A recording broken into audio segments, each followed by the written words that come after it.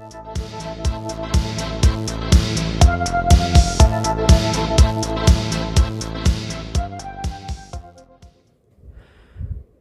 on YouTube, we are going to be reading Chapter 2 of the Complete Tales of Winnie the Pooh. Edward Bear, known to his friends as Winnie the Pooh, or Pooh for short, was walking through the forest one day, humming proudly to himself. He had made up a little hum that very morning as he was doing his stoutness exercises in front of the glass. Tra-wa-wa, tra-wa-wa, as he stretched up as high as he could go. Then, tra-wa-wa, tra-wa, oh, help! As he tried to reach his toes. After breakfast, he had said it over and over to himself until he had learnt it off by heart, and now he was humming it right through properly. It went like this. I'm not humming that. If y'all want to have a go at this, you can. I'm not going to. Anyway, well, he was humming this hum to himself and walking along gaily. Keep in mind, this is when the word gay meant something completely different, YouTube.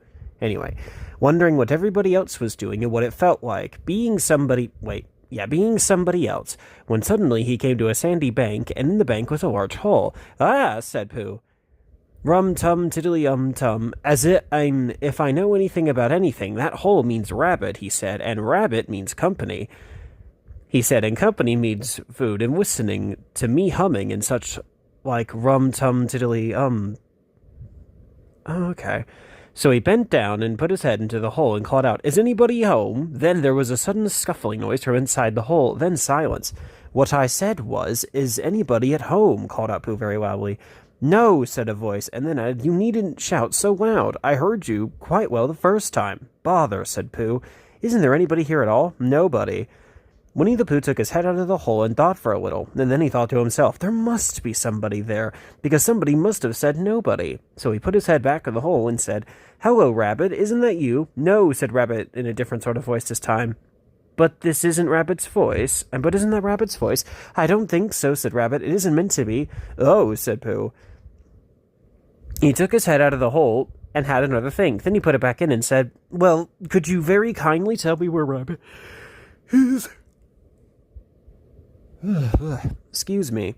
Anyway, he had gone to see his friend Pooh Bear, who is a great friend of his. But this is me, said Bear, very much surprised. What sort of me? Pooh Bear. Are you sure? Said Rabbit, still more surprised. Yes, quite sure, said Pooh. Oh, well then, come on, and come in. So Pooh pushed and pushed and pushed his way through the hole, and at last got in. You were quite right, said Rabbit, looking at him all over.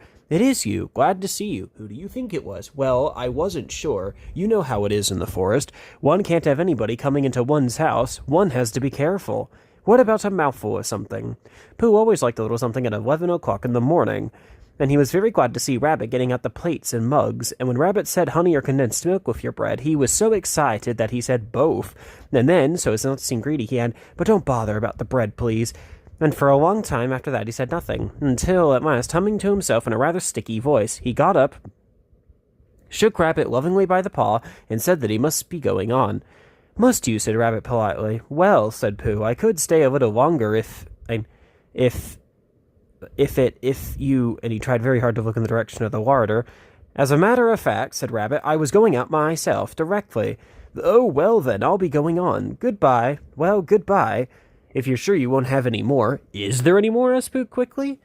Rabbit took the covers off the dishes and said no, there wasn't. I thought not, said Pooh, nodding to himself. Well, goodbye. I must be going on. So he started to climb out of the hole. He pulled with his front paws and pushed with his back paws. Ugh.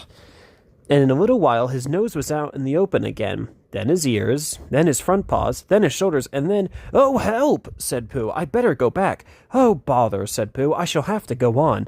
But I can't do either, said Pooh. Oh, help and bother.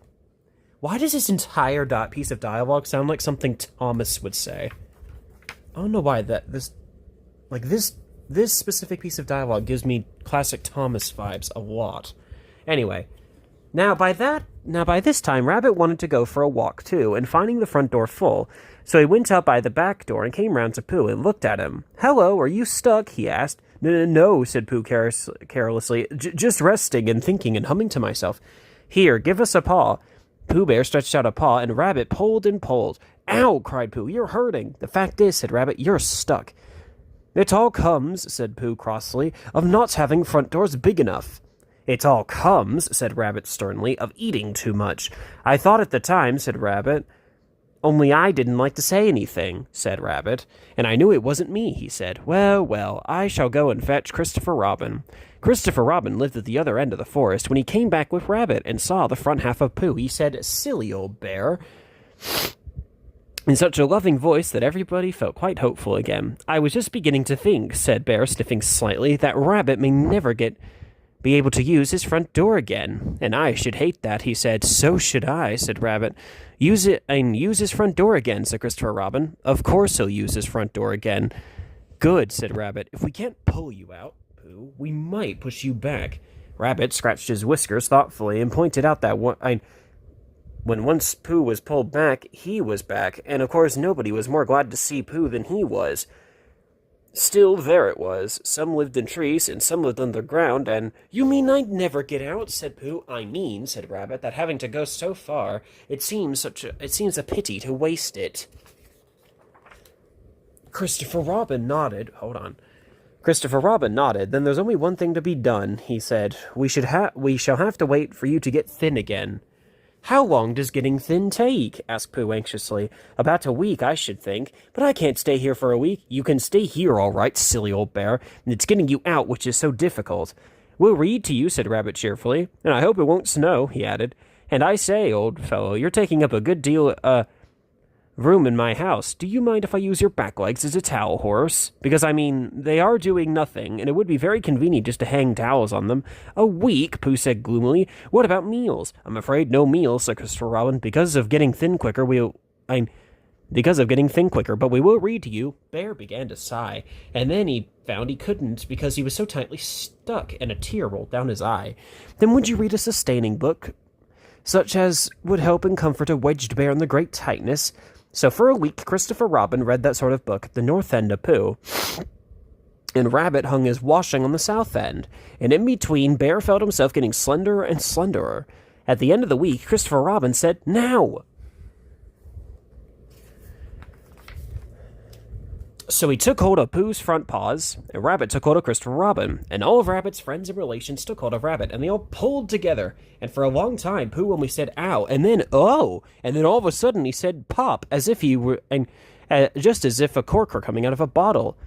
Christopher Robin, Rabbit, and all of Rabbit's friends and relations went head over heel backwards, and on top of them came Winnie the Pooh free.